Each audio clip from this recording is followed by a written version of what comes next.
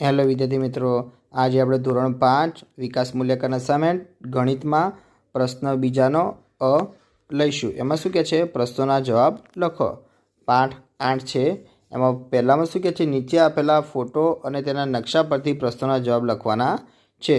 તો વિદ્યાર્થી મિત્રો, તમને નીચે ફોટો અને નકશો આપેલો હશે, તો આપણે પ્રશ્ન જવાબ લઈશું.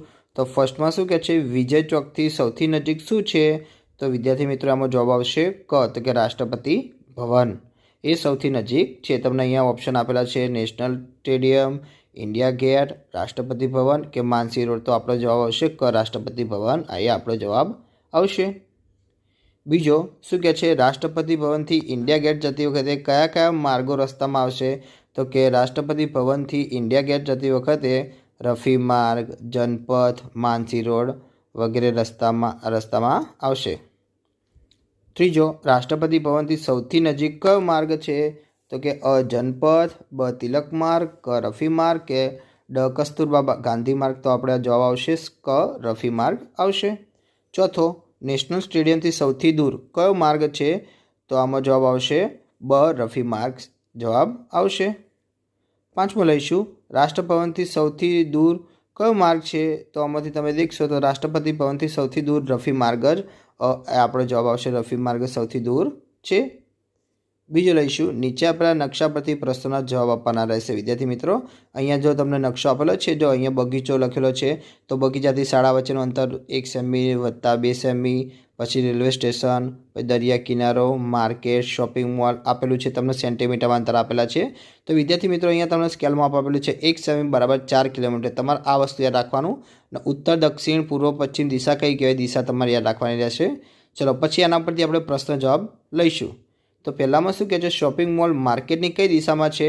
તેના જો શોપિંગ મોલ ક્યાં છે? એ જો માર્કેટ તમને નીચે દેખાય છે, દોરેલું છે મેં આકૃતિમાં, માર્કેટ લખેલું છે. માર્કેટની કઈ દિશામાં? તો કે ઉપરની એટલે કે એન એટલે કે કઈ કહેવાય? ઉત્તર દિશામાં કહેવાય. નોર્થ એટલે કે ઉત્તર દિશામાં કહેવાશે. તો કે શોપિંગ મોલ માર્કેટની ઉત્તર દિશામાં છે.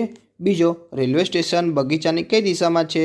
તો દેખીશું, અહીંયા જો રેલવે સ્ટેશન આપેલું છે, તો બગીચાની કઈ દિશામાં છે? તો કે ઉપર ઉત્તર, નીચે દક્ષિણ, જમણી બાજુ પૂર્વ અને ડાબી બાજુ પશ્ચિમ. તો કે જમણી બાજુ છે, તો કે પૂર્વ દિશામાં છે. તો આપણો જવાબ શું આવશે?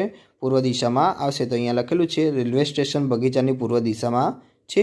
ત્રીજો લઈશું, બગીચા અને શાળા વચ્ચેનું અંતર કેટલું છે? તો વિદ્યાર્થી મિત્રો, જો અહીંયા બગીચો અને શાળા તમને ખબર, ઉપર લખેલું છે શાળાનું, વચ્ચે લખેલું છે બગીચો. તો પહેલાં આપણે સેન્ટીમીટરમાં અંતર કરીશું. તો કે 1 સેમી અને 2 સેમી દેખાય છે. તો મેં અહીંયા સરવાળો કરેલો છે 1 વત્તા 2 એટલે કે કુલ કેટલા સેમી થઈ? 3 સેમી થઈ. પણ આપણે અહીંયા અંતર કીધું છે, તો અંતર હંમેશા કિલોમીટરમાં જ મપાય. જો અહીંયા તમને 1 સેમી બરાબર 4 કિલોમીટર આપેલું છે સ્કેલમાં, તો આપણે દેખીશું. તો માટે તમને જે જવાબ આવે એના 4 વડે ગુણી લેવાનું. તો મેં ગુણ્યું છે, માટે 3 × 4 બરાબર 12 કિલોમીટર અંતર થશે. ચલો, ચોથો, દરિયા કિનારો અને રેલવે સ્ટેશન વચ્ચેનું અંતર શોધવાનું છે. ચલો, દરિયા કિનારો અને રેલવે સ્ટેશન, તો જો આ દરિયા કિનારો નીચે લખેલું છે, તો ત્યાંથી આપીશું તો કે 2.5 સેમી વત્તા 1.5, પછી વત્તા 1, પછી વત્તા 3 સેમી આવશે. તો અહીંયા આપણે મેં કરેલું છે, તો કે 2.5 વત્તા 1.5 વત્તા 2 વત્તા 3. તો બધાનો સરવાળો કરશો તો 2.5 ને 1.5 એટલે કે 4 ને 3 7 ને 2 9 સેમી થશે.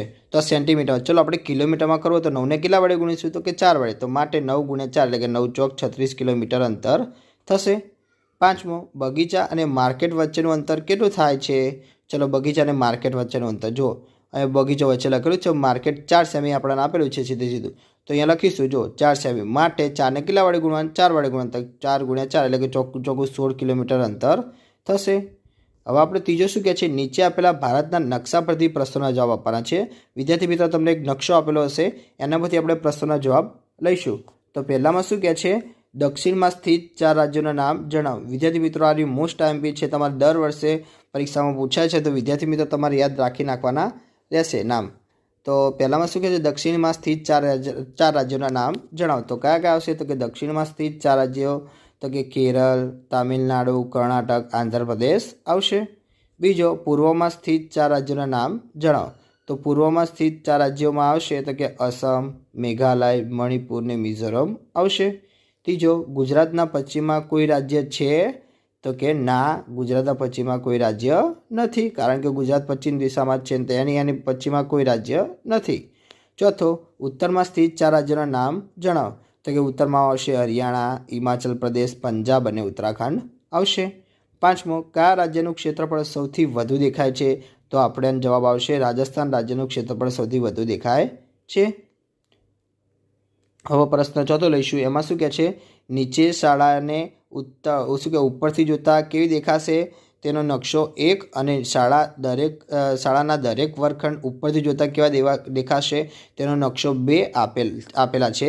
તેના પરથી પ્રશ્નના જવાબ આપણે લખવાના રહેશે. ચલો, પહેલામાં શું કહે છે? નકશા 2માં દરવાજાની એકદમ સામે શું છે? તો વિદ્યાર્થી મિત્રોનો જવાબ આવશે બારી છે.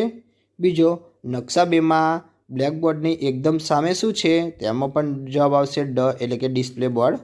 ત્રીજો, વિદ્યાર્થી સભા મેદાનનું ક્ષેત્રફળ શાળાના કાર્યાલયની ક્ષેત્રફળથી કેટલા ગણું વધારે છે? તો એનો જવાબ આવી જશે. આપણે મેં અહીંયા ગણેલો છે. જો શું કહે છે? રીત ગણી છે તો કે કાર્યાલયના કેટલા ખાના છે? 3 ખાના. સભા મેદાનના કેટલા ખાના છે? 15 ખાના છે. તો 15/3 એટલે કે 5. 15ના હવે પાડીશું તો કે 5 તારી 15, તો કે 3 અંશ અને છેદમાં ઉડી જશે. તો જવાબ શું આવશે?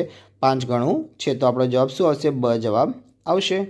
ચોથો લઈશું તો કે નકશા 1ને આધારે હા કે નામાં જવાબ લખવાનો છે. તો પહેલો છે કે ધોરણ 8માં બેઠેલા વિદ્યાર્થી હોલ જોઈ શકશે? તો કે આપણે જોઈશું તો કે ના. તો કે આનો જવાબ આવશે ના, કે ના, ધોરણ 8માં બેઠેલો વિદ્યાર્થી હોલ જોઈ શકતો નથી. બ, ધોરણ 5માં બેઠેલા વિદ્યાર્થી સભા મેદાન જોઈ શકશે? તેમાં જવાબ આવશે બમાં હા. તો કે હા, ધોરણ 5માં બેઠેલો વિદ્યાર્થી સભા જોઈ શકશે.